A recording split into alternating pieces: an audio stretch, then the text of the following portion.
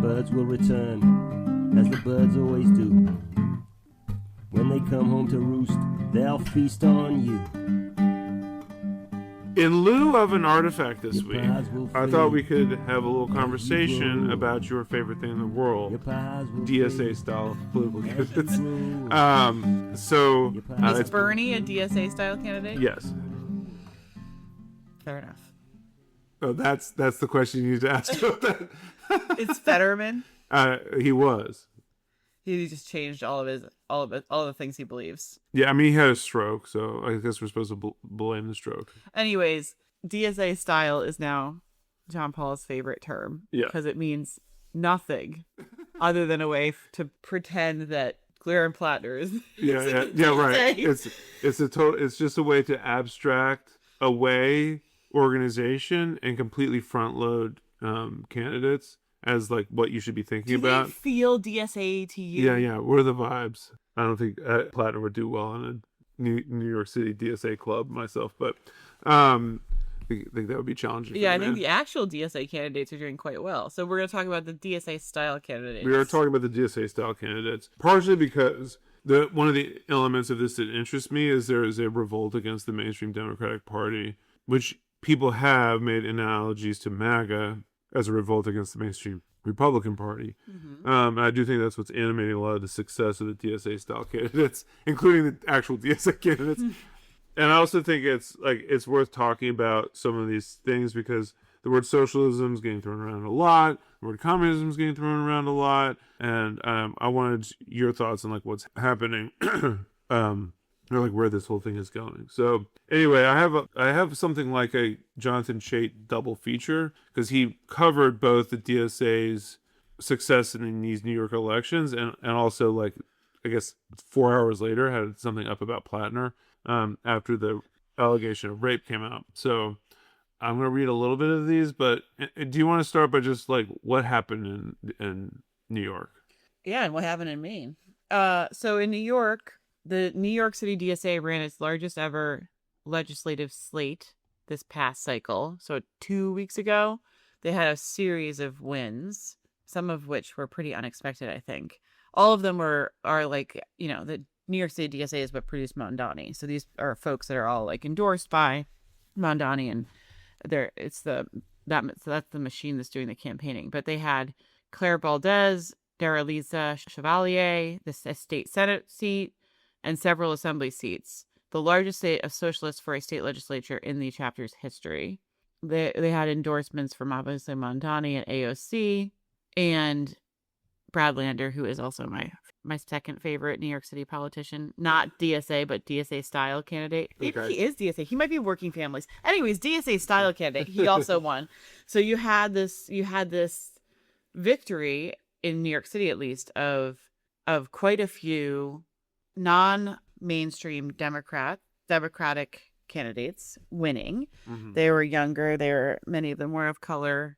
That's not that meaningful in a New York City election, but it was pretty unexpected. AIPAC got its ass kicked. Yes. They were seriously funding antis on all of these folks. Mm-hmm. And it's pretty successful. They had a very successful night. You also have other notable successes or notable candidates that are outside of New York City. I thought Abdul El-Sayed was a DSA candidate, but apparently he's just DSA style. I mean, really, when we say DSA style, we mean Hassan Piker endorsed, no? So he's running for Michigan's Senate primary, and there's a lot of hype about him. And he's obviously been endorsed by Hassan Piker, Bernie Sanders, AOC, but again, just DSA style. Anyways, you got something going on with a very accomplished DSA machine in New York City, and you have something going on with further left candidates running as Democrats and doing well. And then, of course, you had Graham Platner, who was doing well. And then there's rape allegations. Yes. And so we don't know what he's going to do, but I imagine he will be stopping his campaign. But we don't know. Yep. Right now he's taking the position of deny. But right now he's taking the position of the allegations of non-consensual stuff is categorically false. But there's a political reality here, so I'm going to go figure out what to do. And everyone around him is doing the speed walk to distance themselves from it as quickly as possible. Yeah. Everyone's jumped ship, so that's a tough thing. But since he's not party affiliated, there's not that many people who have to jump ship. Just DSA. He's just styled. Yeah, just styled. And he is whatever you want him to be. If you want him to be not a DSA person, then he's not. He's a rando, right? Outsider. Random outsider, as though Bernie Sanders and AOC were not there. Well, AOC was DSA. Bernie Sanders was a rando outsider. Oh, you mean they were backing him? So. Yeah. If you want him to be a Democrat, even though all the Democrats hated him to the point of trying to drag people out of their graves to run against him, he's a Democrat, right? If you want him to be a DSA candidate because you're to the left of the DSA, he's suddenly a DSA candidate. If you want him to be a Nazi, he's a Nazi. Yeah, if you want him to be a Nazi, that one I still okay. But we'll talk about Platner in a minute. I want to start with this stuff in the DSA and the successes in New York. He's an ink blot candidate. Yeah, that's what he is. He's not even that because he's a working class ink blot candidate. He is. None of these people actually believe any of these things. They just are happy to say them if it gets them what the point that they want to make. Right? They're not looking at him and seeing something that they want to see. They're looking at him and seeing something they want other people to see that will vindicate them. And that's very annoying to watch play out on social media. But anyway, one of the central things about New York is Mamdani is more popular than he was when he was elected, and a lot of people who were predisposed to be Cuomo fans are not unhappy with Mamdani. So his nominations, I think, had a pretty large effect on it. So that's one factor. I would also like to point out that an esteemed podcaster who frequents this show was certain that once the Democratic Socialists became a elected official and had to administer a city, that he would crash and burn. Everyone's hopes and dreams for socialism, communism, peace, and good vibes would go down with it, and we'd lose a generation of New York City leftists to a cynicism. And I believe you're here to issue a correction. I am not ready to issue a correction. I do think it's very interesting that good governance is at the top of the list of good technocratic governance is at the top of the list of things. Competency porn. Yeah.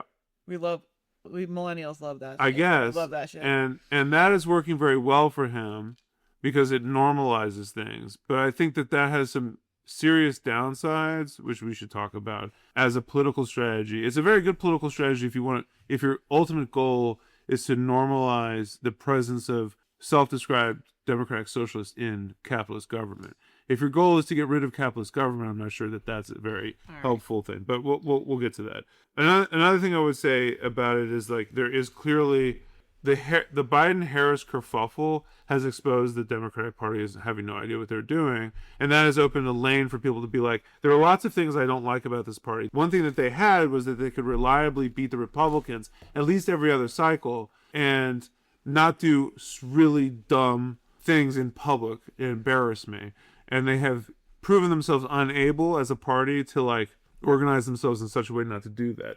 And that opens up possibilities for outsiders to come in and say, actually, we know what we're doing. As much as they insist that they're the adults in the room, they're really not. So that exists. And people are very fed up with them for very good reason. They're very unpopular amongst everybody. Not amongst the writers of our artifacts. No. The commentariat still loves the mainstream Democrats. It's that it's the one thing they love the most. But I think, it is the case, I think, that there's a rebellion against the Democratic Party that's being well organized by very well-meaning people. And I know some people in the DSA that I like quite a lot who have very principled politics. And there's going to be a lot of energy and trust and faith put into this as a political movement to do more than just be better Democrats, but to remake society in a better way. And I have misgivings about the political vision more than the tactics. But all right, so this is Jonathan Chait in the Atlantic. There's nothing democratic about these socialists. The DSA was formed in opposition to the very thing it has become. I'm going to skip a lot of this because I want to talk about Platner too. But yeah, that's fine. I'm looking forward to I'm looking forward to the intellectual historian Jonathan Chait walking us through DSA party formation and philosophy. Yeah. The general idea that Democratic Party loyalists seem to have about members of the Democratic Socialists of America is that they're a lot like Democrats, but perhaps a bit more passionate. Who thinks that? You know, there's no study here to back this up, but it's what they seem to have this idea. So, blah, blah, blah, blah, blah. It's true that They are not old and half dead, but they do also have very different positions, like, say, on Israel. Yeah, I mean, he's saying that he's here to correct this. I know, but no one actually thinks that. No one's looking at it and being like, oh, that's just like Nancy Pelosi, Look, but with a little bit more energy. There's no other explanation for the fact that smart, intelligent people in New York City would vote for these people unless they fundamentally misunderstood what DSA is, and he is here to tell you what they are. So you stop making this mistake. I will stop making the mistake. Ironically, the best thing you could say about the modern DSA is it's not like the old DSA, and also not a lot like Democrats. But it's true that the DSA has areas of ideological overlap with the Democratic Party and would at least directionally support classic Democratic policies, such as a higher minimum wage, defending social spending, and opposing the Trump administration. Are you aware of the Democratic policies having anything to do with a higher minimum wage, defending social spending, or opposing the Trump administration? Yeah, I feel like they've abandoned all of those. Yeah, like a long time ago. Yeah, I think they only exist to give consultants jobs. Yeah.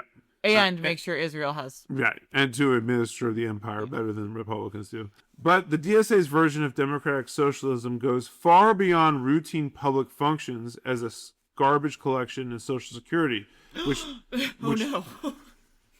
most Republicans, not to mention Democrats, support. Well, so why are we getting rid of it then? Wow, that's confusing. We live in a democracy, and most Republicans, if Democrats and Republicans largely have the same position, why do we have both these parties? Yeah, I mean, is there any greater condemnation of the Democratic Party than garbage collection and Social Security are overwhelmingly popular, not just among Democrats but also Republicans, and still it's on the chopping block? Yeah. Well, and then you'd be like, well, the Democrats are for it and the Republicans aren't. It's like, okay, like the politicians, and you're like, okay, prove it. Prove that to me. Or even aspirational policies such as Medicare for All. The DSA, in fact, seems to despise the Democratic Party. Daralisa Chevalier has called Joe Biden a, quote, rapist, and wrote, quote, fuck Kamala Harris. These are mainstream positions. She proceeded to be nominated for a House race in New York last week by Democratic voters who presumably do not share these feelings. Or they share these feelings. Yeah, that's a big presumption there. Everyone despises the Democratic Party, Chait. Everyone. Yeah. The DSA now includes a growing caucus of supporters in Congress, has mayoral candidates well-positioned to win in several big cities, and has plans to throw its weight behind a yet-to-be-determined presidential candidate in 2028. The DSA's feelings about the Democrats encompass not only the party's leadership, but also the philosophical commitments that have guided it since the New Deal. A mixed economy undergirded by democratic values. Chevalier, for instance, joined a post-October 7th celebratory rally. What? A celebratory... You know. Oh my God. I was at one of these rallies, and it was definitely not celebratory. It was definitely like solidarity with Palestinians because they're about to be bombed to hell. But okay. Celebratory rally, fine. And portrayed Russia's invasion of Ukraine as a defensive response to Western, quote, bullying. Absolutely true. But yeah. Yeah, you're not allowed to say that, but I mean, inside the CAA, they say that, but you're not allowed to say it outside the CAA. She previously called for seizing land and the means of production and has repeatedly praised communism. The more I read about this woman, the more I like her. I mean, that's the thing about DSA. It's a big tent. They have their communists. Yeah. And they have their not so communists. They do, yeah. And I feel like anyone who knows anything about the DSA or who is a journalist that does some basic research would understand this. So is he going to be like, oh my gosh, they let her in? She has these ideas. Do they know? I mean, it's like he's hand-wringing about something that's completely expected. Yeah, I mean, he has an explanation, which is that there's a history to DSA that has led us to this moment, which is like basically a structural / like cultural commentary argument. Mm-hmm. But What do you think about the big tent? I mean, it is a big tent. I know for a fact there's Marxist-Leninists in it. I know for a fact that there's people who can't stand Marxist-Leninists. Yes. There's anarchists. There's Sort of liberal anarchists. Democrats in it. So, what is your feeling about it? Do you think is that a strength or a weakness? To me, that can be a strength. I don't know their vetting process for running candidates. So they have an internal democratic process for deciding who gets to be the candidates. So I would imagine they are making decisions about like the slant of the people that are being run for like Democratic races. I'm surprised that they are willing to let someone with that slant go forth to run, mostly because of pragmatics. But you know, it's a Optics. the machine is going to be somewhat representative of what's going on in New York City as far as the politics of the people in the party at the time. You would assume. I would assume. I am assuming that they're running a fairly democratic internal operation. So I think that it probably is reflective of where the New York City machine is, and I think it's positive to have a big tent. I don't know if liberal reformers really should be in your socialist party or your Democratic Socialist Party. Why not? Because to me, at some point, there will be internal contradictions that are too great. No kidding. I mean, if you're going to do big tent, let's get a bunch of people that have at least enough in common that we can go and do something. That seems to be the promise of DSA. A reformer can't possibly be in favor of the level of like, well, I don't know what hangs all the Democratic Socialists together in DSA. My understanding of what like Democratic Socialism what socialism is and why you do socialism is that you're trying to seize the means of production and eliminate capitalism. And liberal reformers can't do that. And you think that's what DSA in spirit is out to achieve? That's kind of what always been my assumption, but you know, I know you think that that's not true. There are some people who will make this very forceful distinction between democratic socialism and social democrats. Social democrats being like basically New Deal Democrats or like FDR Democrats. Yeah. And democratic socialism being we believe in socialism, we just don't believe a revolution is the way to get there. We don't believe in like an overthrow. Instead, we believe that the institutions that exist will get us into power through elections, right? And then we can pass basically legislation to achieve socialism. In practice, I don't think these things are all that different because they rely largely on fighting for reforms, mostly reforms that have not happened and will not happen. And they fight for those reforms by running candidates. And it seems to me that the promise of DSA is that you will join a big tent in which you won't have necessarily a political home where people are very, very closely aligned with you ideologically, but you'll have this amplification of a bunch of other people that you can achieve some of the things that you believe in with other people who believe in them, such as you may want to go a lot further than Medicare for all, but at least around you can maybe. So I'm with you on that. I understand.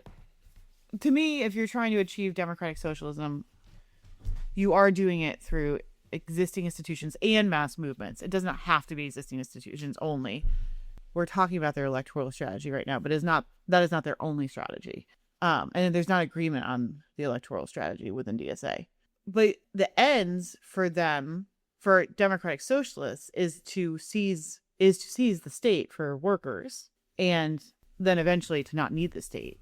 Oh, I don't know about that part. I haven't heard him say anything about that one way or another. They just believe in its democratic transition to socialism. Well, a democratic transition to socialism means when you're in socialism, who's running the state? The democratic majority, which would be workers. Right. So you are no longer capitalists. You would be no longer capitalists, correct? So you would seize the state. The workers would seize the state. They would take it away from capitalists, which would mean seizing the means of production and redistributing the wealth. Uh-huh. So to me, that means that means that at the heart of it, you have to be like against reformist or regulating to control and manage capitalism. Like you're not in the business of managing capitalism. You're in the business of perhaps through electoral means. You might not agree with the tactics, but you're interested in undermining and hastening the decline of capitalism or hastening the ascendancy of socialism. Yeah, I mean that's regardless of what your stated politics are, right? What guides your practice and what you are essentially is much more complicated than that, right? Yeah. Every socialist organization is going to be trapped between reform and revolution, right? Which is to say, making things better now versus completely changing society, right? Revolution could be a peaceful democratic revolution. It could be a violent overthrow. Everyone believes in some combination of the two, right? If you believe in all one and neither the other, then you really have no utility to the working class at all, and you're not really a political party. It seems to me that the DSA, up until this point, has been a party more focused on reform than revolution, even like a peaceful democratic socialist revolution. That they think that things can be better immediately, that they don't understand why the Democratic Party doesn't just implement those things because they could be done tomorrow and make people a lot happier, and that the mundane attempt to make peace with the powers that be right now so I can run this city well in a capitalist context, I think is a manifestation of that. It's like if you ask him what his ultimate goal was, he'll tell you it's socialism. But in practice, what he's doing is he's finding a way to be a better manager of capitalism. So and he would say it's pragmatic for the meantime, and I guess that's a strategic question. But for me, it's like a political question, which is if you allow your revolutionary politics to be subsumed by right now reformist activities, then regardless of what you believe you are a reformist party. Well, I know that's your position. I mean, I think that their DSA is also marked by they are overly understood by their electoral strategies, their inside out strategy and all that stuff. That's what we see most visibly is running candidates, which I think is a more reformist part than other things that they could be doing. Sure. I also think that and a lot of these parties do this, although I guess they're not considered a party, but rather a member association. I'm reading. So really, really big time.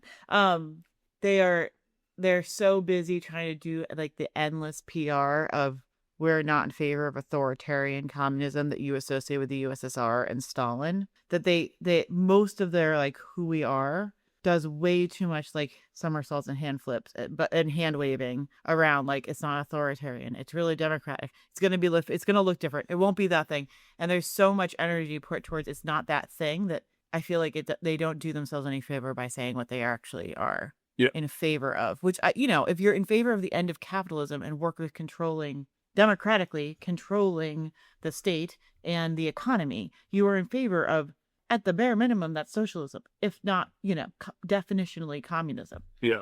And you can't get straight answers on this stuff because there's a lot of, I'm looking at their website now, there's a lot of language around we're against bureaucratic socialism, we're against authoritarian socialism. And I think all of that is just honestly fear-based. Right. It's apologizing. And that's what's one of the dynamics that's emerging now is this accusation that these people don't like the Democratic Party. They shouldn't be allowed in it. They should have their own party and not run in Democratic primaries because they don't like Democrats. They don't believe what Democrats believe. And the answer to that is, you're damn right we don't. Yeah, of course not. But it's this attempt to make you apologize. No, it's not like that. It's not, we don't hate you. We just think the Democratic Party could be better. And as soon as you say stuff like that, they've won. Well, I haven't heard one say that. Not to say there isn't one saying that. I haven't seen that. The answer should be, we don't like you, and that's why. And we're just literally we're using your political apparatus to get ourselves elected to replace you. Yeah. And that should not be surprising to anyone. Yeah. Your primary voters like us better for a reason, because you all have no idea what you're doing, and you don't care what the base cares about because you think you're in control and you shouldn't be. And the same thing goes with socialism, communism. Is you don't start by endorsing the CIA's version of what happened and apologizing for it. You don't endorse these things because if you're so embarrassed about it, you should be embarrassed, right? And maybe it's bad. All these liars told me it was bad. It must be true because even these socialists are telling me that that's true, right? Anyways, what does Chait have to contribute to this? These positions, which is only person whose positions he's uncomfortable with is Chevalier. And she's the punching bag for all of these people. But these positions, which I guess we're supposed to believe is widespread through the DSA, are not holdovers from the idealism of youth or a bygone, quote, woke era. They are byproducts of the DSA's core ideology. The DSA has become a force in Democratic Party politics, even as it has grown more hostile to the party, more illiberal, and more dogmatic. The tragic irony of history is that the Democratic Socialists of America was formed in opposition to the very thing it has become. And that is probably true if you are as bullyish about them being much more dogmatic and militant than they used to be, which I'm not. But the best thing you could say of them is they are not what they used to be. Which is what? So the party was founded in 1982 by Michael Harrington, who was basically like, there's a lot of good that could be done by reforming the Democratic Party from the outside. And these actual socialists and communists are a huge problem. They're a problem for me because I disagree with them. They're a problem for the left. And we need a way to like get rid of them and to like create a mass organization to feed people into the Democratic Party, but organize them in such a way that we could like reform it maybe. Yeah. I am convinced that he is a CIA plant. He is some sort of political operative that had ulterior motives. The way that this works is they don't take some glass-chewing neo-Nazi from the CIA academy and say, do you want to pretend to be a socialist for the rest of your life? That's not how it works. They find a guy who believes this stuff and they promote him. Yeah. And they don't promote the people that they don't want promoted, right? So Michael Harrington, I think, is useful to these people because he basically endorses their critique of the Soviet Union and like socialist projects up until that time, which is that one was he made a pragmatic argument that these things are not possible that you're talking about. So why bother, right? You're wasting everyone's time and you're going to get people hurt. The other thing is that they're not desirable, that these things are lead to misery instead of making things better.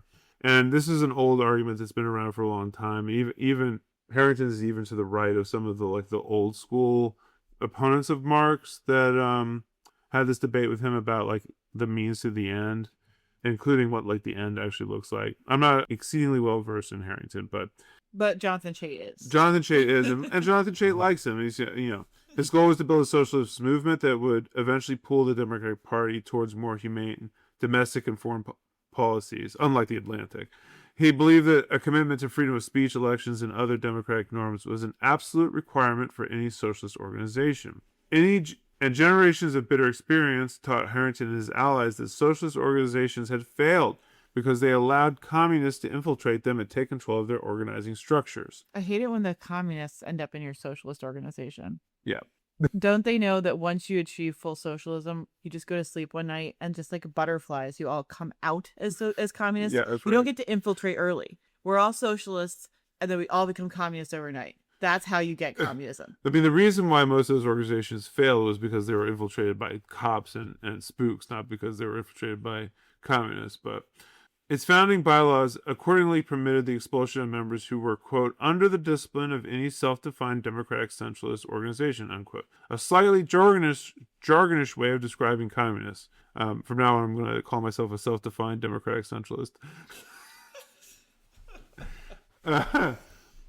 Ironically, he goes on to describe a process wherein Bernie Sanders got a lot of people excited about the DSA, so a lot of people joined it, including Marxist-Leninist organizers who were up to no good. Mm-hmm. And that the more those people succeeded, the more there was sectarianism, with the old guard trying to defend what was left of Michael Harrington's vision, with the new guard essentially being swayed by these Marxist-Leninists. And then October 7th happens, and the response is so pro-Hamas that it drives out the old guard, and what you get left with is a bunch of people who don't understand the DSA, don't understand what the vision was.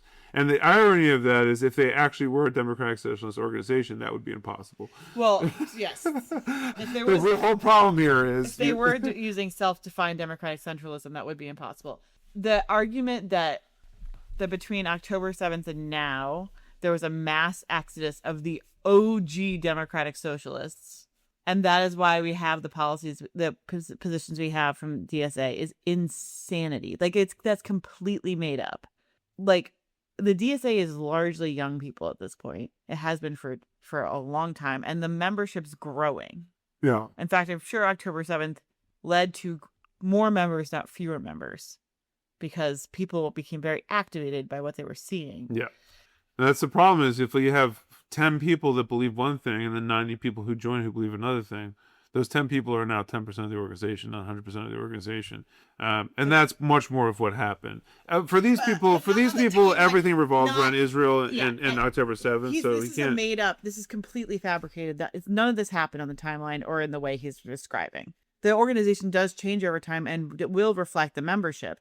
And that is, I think, a strength of the organization. But like, it's silly to argue what he's saying because what he's saying is nonsense. In 2025, the group's convention voted to officially remove its founding language, allowing for the expulsion of members who work for communist cells, and added a provision calling for the Palestinian right to resistance, a central tenet of DSA. First of all, that first thing is just because they're so big tent now, and that was probably a holdover by some like anti-Stalinist nonsense from Harrington. Well, it was to avoid entryism, is what it was. It's to avoid entryism. He himself, though, became softer and softer on the sort of anti-communist stuff that he was like rabid about in the 60s as the organization progressed. And now that they're like this like massive member organization that needs to have all of the sort of subgroups and get like gobble up all of the leftists, I would remove that from your bylaws. Yeah. I mean, this, if he wants to make a point about who is and isn't allowed in and what that does to the politics, that's fine. But what does this have to do with Israel? None of this has anything to do with Israel at all.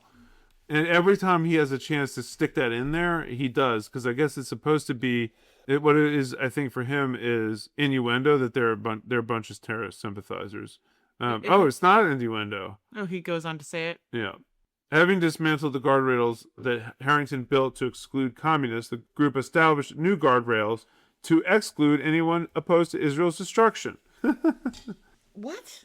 DSA is pro-Israel's destruction, and what you have to sign an oath, which is to say that if you believe there's no litmus test to be in DSA except for this. Yeah, that one issue. The Palestinian right to resistance is the same thing as being for Israel's destruction. Those are the same. Everyone who chooses to be a member of DSA, this big old tent of leftist progressives and apparently also liberals, is asked that question. Yeah, right. Well, he seems worried about the ascendancy of the New York City DSA, and he should be. He goes on to talk about, these aren't people who don't believe in liberal democracy. They call themselves democratic, but they mean something very different. They believe that totalitarian states like North Korea and East Germany were democratic, and that they're selling themselves on a lie, blah, blah, blah. It talks about Hassan Piker sort of pretending not to be a radical, but then praising authoritarian regimes in China, Cuba, and Russia. A big thing that runs through this is their sympathy for authoritarian regimes and terrorism. That, like, U.S. bad, therefore Russia and China good kind of ideas that run through the thing.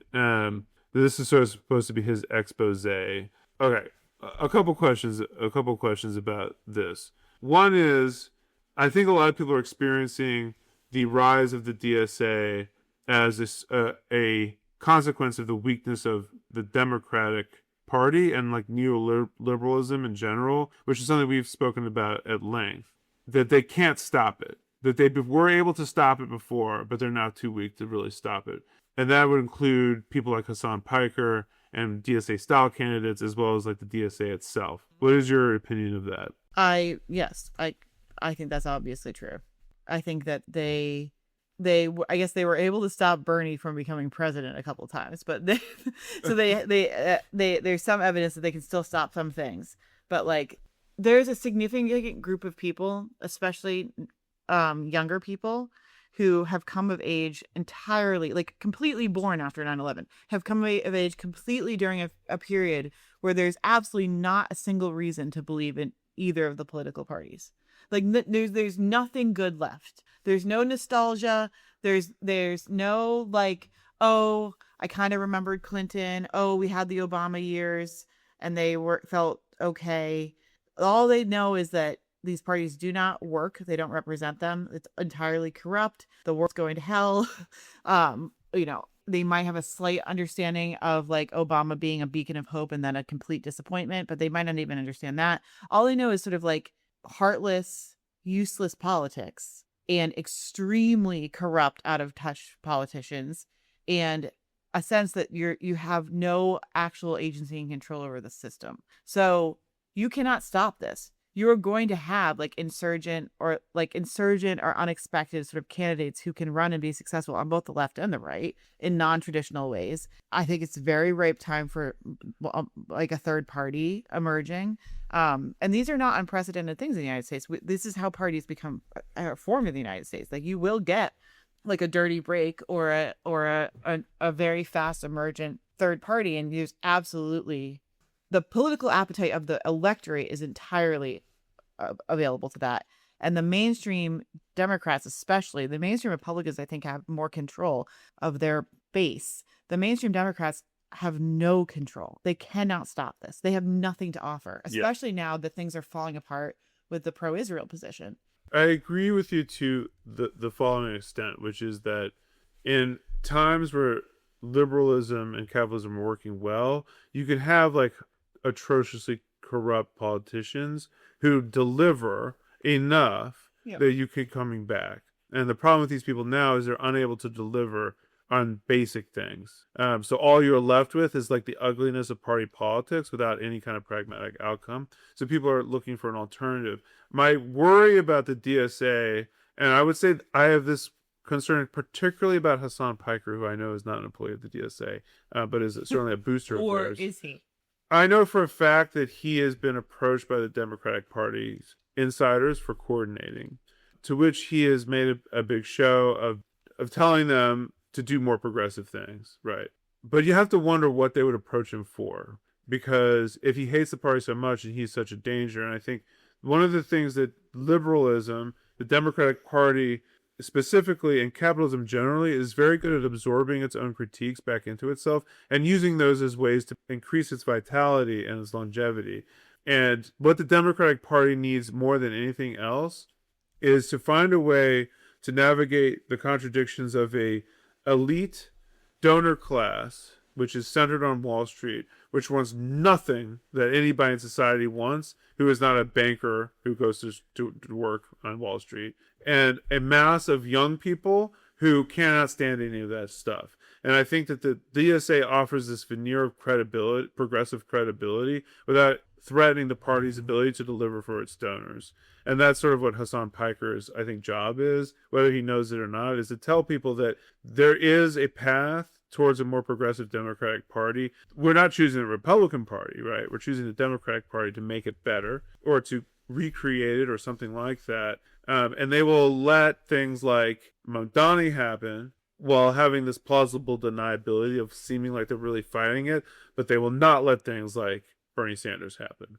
That there's a line there that's important for them to attend. And so they go to their donors and be like, these dumb kids in New York, who can control them? But they like that it provides them a certain level of progressive bona fide that they've been missing since Obama's like betrayal, essentially. Well, you have a lot more faith that the Democrats are able to operate at all if you think that's what's happening.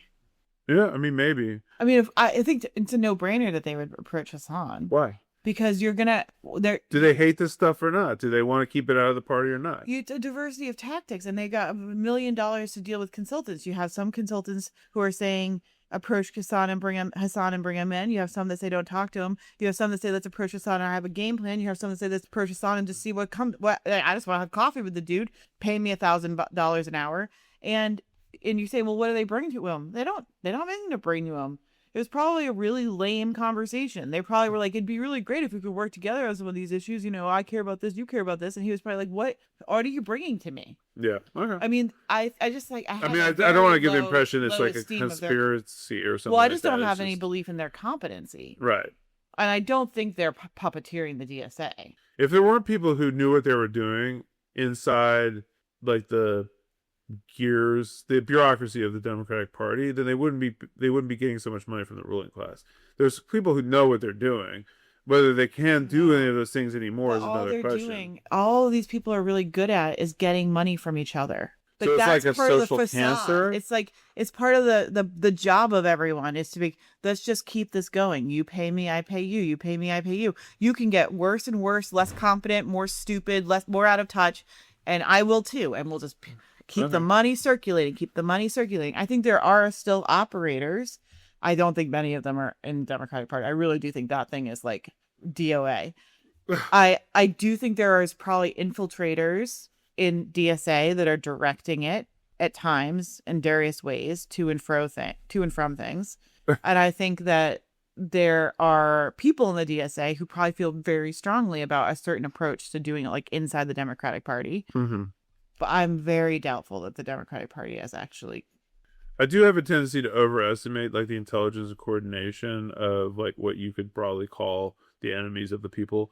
However, I think that major beneficiaries of this will not be progressive reforms, but it will be the Democratic neoliberals. And what my hope is that the DSA is serious about being highly critical of the Democratic Party and highly pushing towards not that they are responsible enough to run the society better than Democrats, but that they are trying to remake society for the benefit of all. Like that's my hope. And we'll see. You know, I'm skeptical of that, or at least I'm not skeptical. There's people in DSA who feel that way. I'm skeptical that DSA is an organization such that can express that as like the primary driver of the organization. But yeah, I mean, you could also be right that this is more likely to be good for the neoliberal elites than it is to be good for actual progressive agendas, and have that be true and not have it be because the DSA is like puppeteered by the Democrats, but rather because the game is. I'm not suggesting they're puppeteered by the Democrats. Okay. I'm not suggesting that. What I'm suggesting is that they are embracing the DSA with enough plausible deniability not to piss off like the moderates that they feel they need and the donors that they feel they need. It's like a little table scrap. Yeah. But it can fail in favor of the elite and against the progressive workers, not because of whether or not there's a calculation to let the DSA in a little bit, but just simply because the game is rigged to work in that direction. And structurally, probably their electoral strategy is not the best one. Yeah. I mean, the main problem with it is it prevents you from saying that these people like Nancy Pelosi are an enemy of working people. Like they actively fight that. They don't though. I mean, they made this whole thing about, you know, Nancy Pelosi is mama bear and we don't agree, but like we could work together, we could caucus together. I don't know what the rules are once you're in the party. Like, what does Mom Donnie's says that we shouldn't primary Jeffries? What is that? What are we made to make of that? I would imagine that's a political calculation. I don't think that there's a literal like oath you're signing where it's like you're one of us now, you can't criticize us. Clearly, the Republicans go after each other all the time. Right. So I think these are political calculations. Yeah. And they can shift, though. They can shift. You can say, well, we now have 5 people in the Senate, and we're becoming harder liners on these things. So I'll restate what I said before, is the main problem with that strategy is it means you cannot tell people who their enemies are, which is that the political necessities of that strategy mean you can't say Jeffries is there to pull money out of your pockets and give it to rich people. Right, you have to make this political calculation, and that's downstream from this electoral strategy. That's my point. Yep. Okay, now your poor boy. Look how they butchered your boy. No, we don't need to be over that sympathetic. It's a real bummer. I would think that someone who had these types of skeletons in his past and pretty much knew that they had this on him. It's hard for me to understand the personal and political calculation he made to stay in the race. I understand not being bullied out of a race, and I understand giving people a lot of grace in how their personal conduct can change over time and all of this nonsense. And I tend to come down on the side of he raped this woman, and the behavior was perhaps not completely abnormal given his relationship with alcohol. Uh-huh. And he has chosen to not take accountability, and then chosen to, I can only understand this as ego and entitlement that you get to just keep running. And that's the part I tend to have a lot of empathy for everybody in these horrible scenarios. And I know that's like not your first reaction after you heard this woman's account, But the part that really gets me is like, what were you telling yourself to let this get this far? Like, you're just entitled to be the senator from Maine because you're entitled to be the senator from Maine. Well, that there's no one better than you. That you can't be part of a solution that gets a candidate out in front who's maybe a little bit better than you. Like maybe her, who's just as well spoken. And I think that's the same politics. That she wouldn't be as effective. That I am effective and special in a way that a lot of people are not. So that anyone that they run will be gone after in a different way if necessary. But, there's a lot of things you tell yourself. I know. And my job is to win. And I've gotten a lot of money, a lot of support, and a lot of people's time. That ego and that thought process that I think is particularly male is one that I really would have to stretch myself to get myself to think. Yeah. I'll just put that out there. Anyways, now we have DSA adjacent, Graham Platner, up Schitt's Creek. There's a lot of momentum behind this candidate. Something is going to shift in that momentum, whether he pulls out or he loses. He's losing endorsements, obviously. I haven't heard from AOC or Bernie. And usually I'm at the top of their call list, so I don't know. I don't know what that would let me know. We'll give you exclusive quotes from them soon. So one of the big things in operation here is a guy named Morris Katz. Do you know anything about Mr. Morris Katz? Mr. Morris Katz, no. He is a political strategist who is, wait for it, 27 years old. With that name, I figured you were going to tell me he was 87 years old. He is not 87 years old. He is a veteran. Wait. He is born in 1999. Okay. Go on. He is a veteran of the Bernie Sanders campaign. How can he be a veteran of anything? And was a deputy media consultant for John Fetterman in 2022. When he was 18? he was 23. Worked for Dan Osborne's 2024 Senate election campaign. He then became a close political advisor of Mamdani.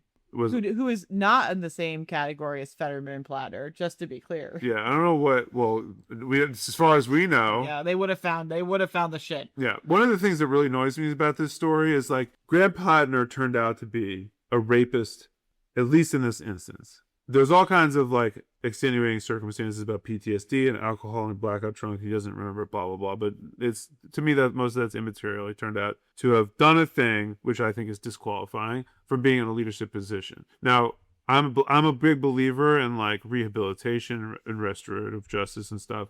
I don't think that there's any problem with people who have made big mistakes, like, for example, being part of a mercenary organization, from reforming themselves and turning it around. And there was an open question, which was, we understand he did terrible things. We also understand he's made attempts to reform himself. Is there anything in there that he hasn't reformed that's recent and disqualifying? And the answer to that turned out to be, yes, there is something. Yep. That's my opinion.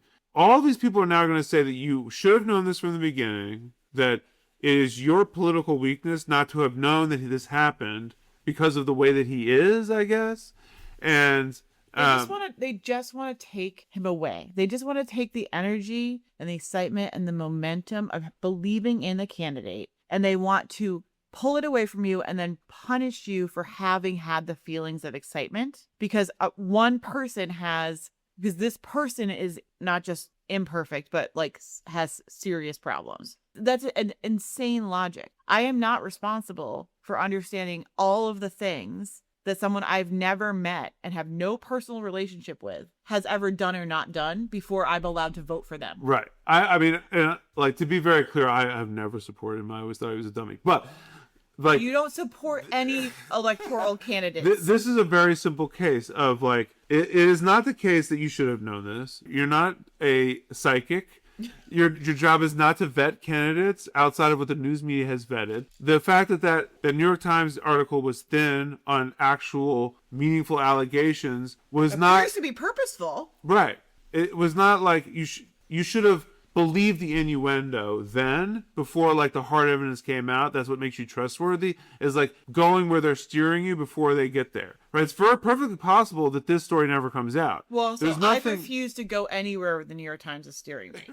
Like, from a political and principled point of view. It turns out Platner probably should have been seen where it was going. Well, that's what I'm saying. Yeah, he must have. He must have. he must have understood the threat they were making, and maybe he thought that they wouldn't fall through on it, or maybe he thought he'd be able to weather it maybe anyway. He was like, damn, I really don't know what happened that night, and I was too much of a coward to find out. I guess we're along for the ride like a big dummy. Yeah. So anyway, do not be bullied by these people into thinking that like you were a sexist all along because you supported a guy who turned out to be a rapist. That's not how it works. And if Mamdani ends up being a piece of shit too, it is not your job to know that he was always a piece of shit. It's a ridiculous, farcical argument about how to evaluate political I do movements. have one cheat code there. You can just assume most if not all men piece of shit. You can't almost. Yeah, I mean, That's a really they really need to popular run a lot position. more women. That's a really popular position amongst the commentary is that men are trash. But Yep. we're But especially a certain type of man, and I think we all know what type we're talking about. political men. No, the political men are fine. It's the outsiders, the ones who have been groomed to look like Ezra Klein. Who would groom anything to look like Ezra Klein? Well, I guess you have to look like mean. that. I don't know if I should say I that. think someone groomed Morris Katz to look like Ezra Klein. Anyway, I don't know anything about that. Usually what grooms cats are the mama cats. Jesus Christ. Okay, this is Chait's article. Last September, the progressive strategist Morris Katz confessed to the New Yorker that the process by which he decided that Graham Platner was qualified to run for U.S. Senate required less time than drinking a cup of coffee.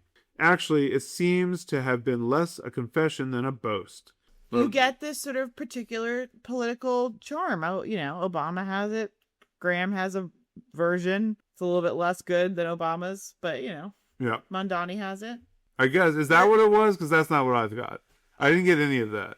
I got it. I have good sense. That we were condescending to Platner. No. Because he was a working class coded. No. Oh no. He doesn't have the charisma of Obama. It's a different brand. I mean, if you say so. I didn't see it. I have a great nose for these things. Yeah.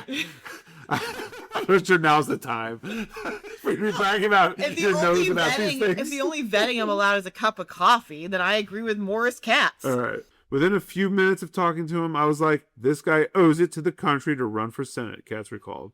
And he literally did no other vetting. Is that what Jonathan Chait would like us to believe? It's just stupid argument. His point is that the progressive DSA-style politics is all about optics. Okay. And you can tell that someone owes it to the country to run for Senate by looking at them, reading them a certain way, yes. And then they have like an ideological commitments, but they actually have no political skills. Right. They have no history of running organizations. And then he goes to start talking a lot about policy, which is weird because Mamdani has a lot of policy. Yeah, these are just cheap shot arguments. He wants you to read it and be like, oh, wow, these young, dumb kids and their passionate politics don't know what they're doing. And I do think next time Morris Katz has coffee with a candidate, he should make sure that he asks them to take their shirts off. Just for a quick inspection. Just turn around. Katz is, at being a 27-year-old, it's not his fault, but he is an idiot. And he's made several bad calls about these people. He should have done a better job vetting this man. And was his job vetting him, or was his job get a cup of coffee and tell me what you think? His job, he was one of the people who picked him. He's picked this guy. Yes, he's a picker. He has a little political consultancy group that he started with some other people, and his job is to pick them for the left. Okay, and if you and Jonathan are sure of that, I think it's absolutely true that they imagined what they thought people wanted to see, and I think a lot of it has to do with this masculinity politics of reclaiming masculinity for the left, and they really went light on the only explanation that I have now for people leaving his campaign is that they knew that it was a lot worse than Platner was willing to say out loud. And I don't know what to say about that. I think they put the cart before the horse here. I am in favor of having working class people be leaders of the party, and I think that is probably a difficult thing to do when the qualifications, according to Chait, the qualifications are that you've been a Democratic Party hack your entire life and that you're squeaky clean because you've been running for office since you were 13 years old. That's ridiculous. And it is going to be very hard to find someone who is squeaky clean, who has led a life outside of politics. But, you know, being the outside of politics and looking the part is less important than like a lot of other things that you can bring to the table, which maybe Mamdani has and Platner doesn't. Well, I will say that people who have had their entire life in politics also appear to be very much not squeaky clean. Also true. So like this, I get what you're saying, which is like maybe it is too vibes based. Honestly, if he was in a DSA chapter, he probably wouldn't have ended up running because there would have been like a more social vetting process. Well, the DSA would certainly like you to believe and literally, it seems like everyone in Maine knows each other, so like it wouldn't have been that hard to figure this out. I do think that it shouldn't be vibes and optics based. I do understand why you're picking up on this. Like, what do they think these like dumb white working class voters just need to see like an oyster farmer and then they're going to vote for him? But I think that's a little cynical. I don't think it's the workers of Maine who need to see it. I think it's the young professionals who live in Portland who want to see it. I think it's condescending to the character that he's playing. Okay, so I understand that that's what you see. I think he was effectively tapping into and delivering a message that was very resonant for people in Maine. And it wasn't because of just his like demographics and vibes. I think he was very effective at a message that worked well for a type of like white rural voter that had populist notes and working class notes and economic notes that was not overly divisive. It seemed very, very like common sense to a bunch of people that really need like a different kind of politics. There's lots of economic issues in that state and there's a lot of intersecting politics when it comes to like rural healthcare, immigration, like small urban poverty versus rural access. And I think he was an effective communicator to those voters with an effective message, which was not a mainstream Democratic message. I 100% agree with you.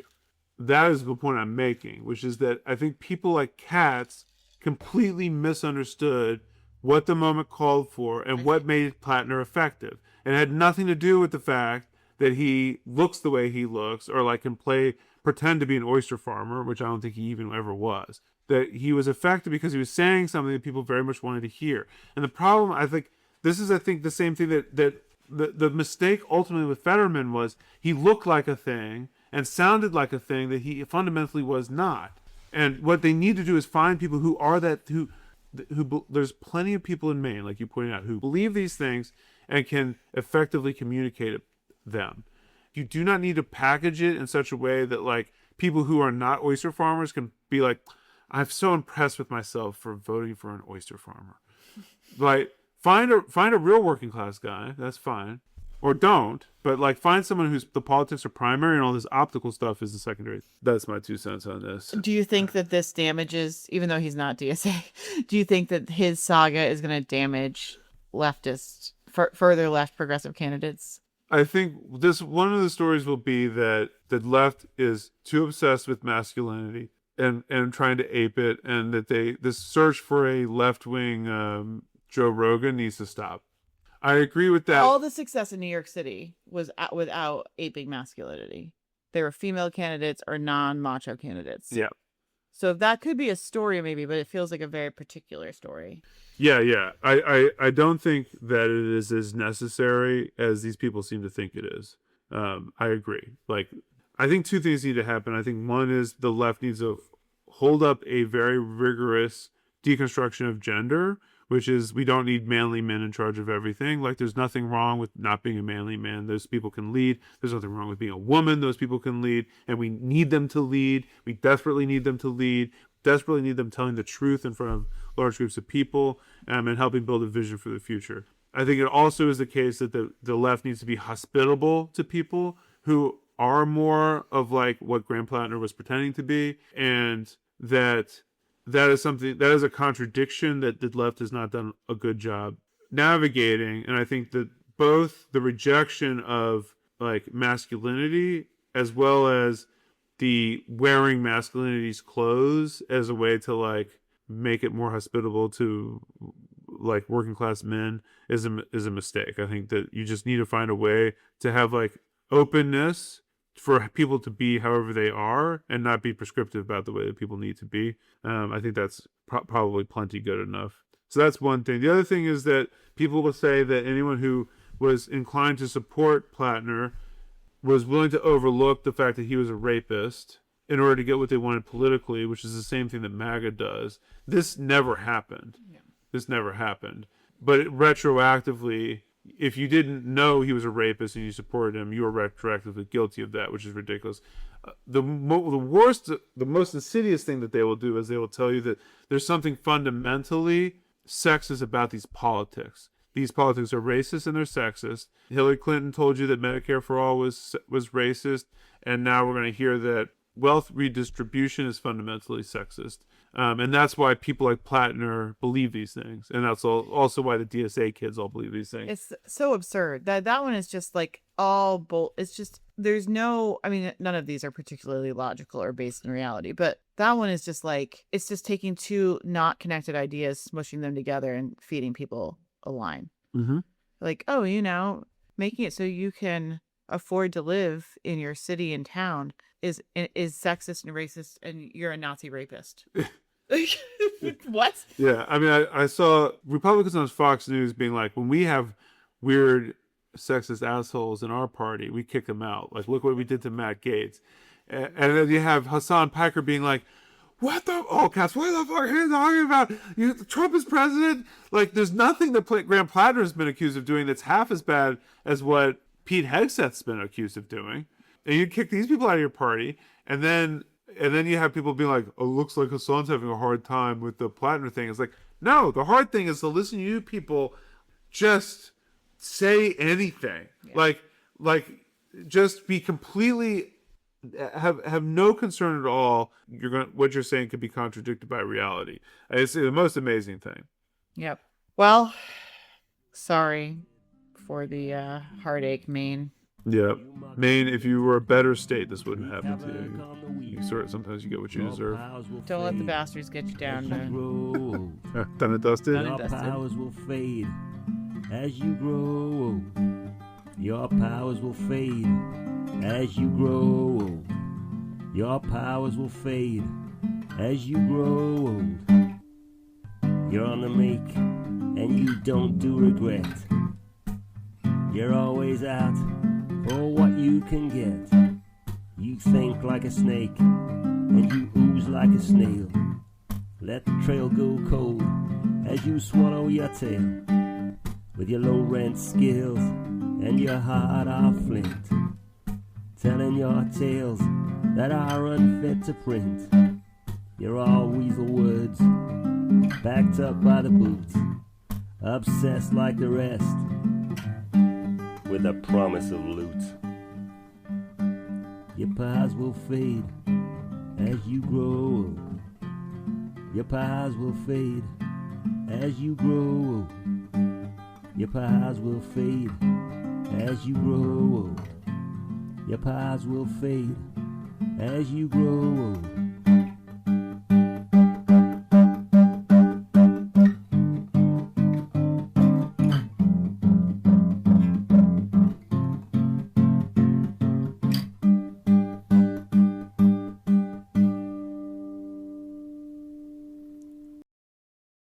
I love you.